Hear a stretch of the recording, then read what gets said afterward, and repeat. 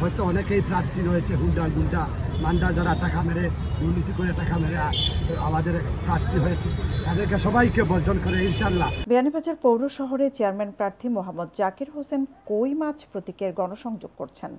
শনিবার দুপুরে শহরের উত্তর বাজার থেকে তিনি কর্মী সমর্থকদের বিশাল বহর নিয়ে গণসংযোগ শুরু করেন।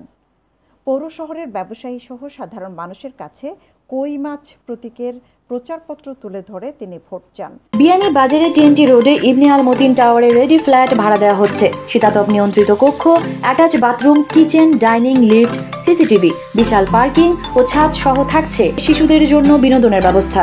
এ সময় সমর্থকরা কই মাছ প্রতীকের মিছিল দিয়ে ভোটার, পথচারী ও ব্যবসায়ীদের দৃষ্টি আকর্ষণ করেন।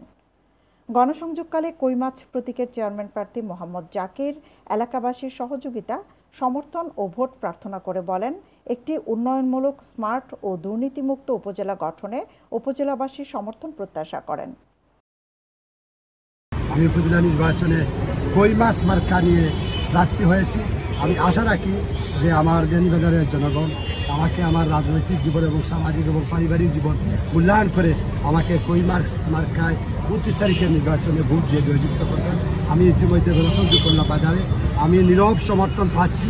হয়তো অনেকেই প্রার্থী রয়েছে হুন্ডা গুন্ডা মান্ডা যারা টাকা মেরে দুর্নীতি করে টাকা মেরে আমাদের প্রার্থী হয়েছে, তাদেরকে সবাইকে বর্জন করে ইনশাআল্লাহ নীরবভাবে জনগণ আমাকে একজন সৎ এবং ন্যায়বান, এবং আমি বিয়ানীবাজারে ন্যায় বিচার প্রতিষ্ঠা করতে চাই, বিয়ানীবাজারের সর্বত্র আমি শান্তি প্রতিষ্ঠা করতে চাই। এই লক্ষ্য নিয়ে আমি নির্বাচনে দাঁড়িয়েছি বলেই আমাকে জনগণ নীরবভাবে সমর্থন দিয়ে যাচ্ছেন। আমি বিশ্বাস করি আমাকে আগামী 29 তারিখের নির্বাচনে কই মাছ মার্কায় ভোট দিয়ে জনগণ আমাকে বিজয়ী করবেন।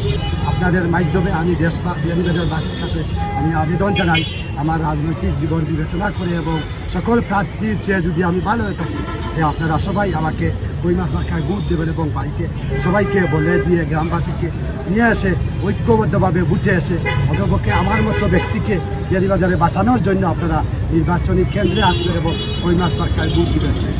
অন্য যায় 8 জন প্রার্থী আছে। এই 8 জন প্রার্থীর মধ্যে আমি ওনাকে যোগ্য প্রার্থী মনে করি।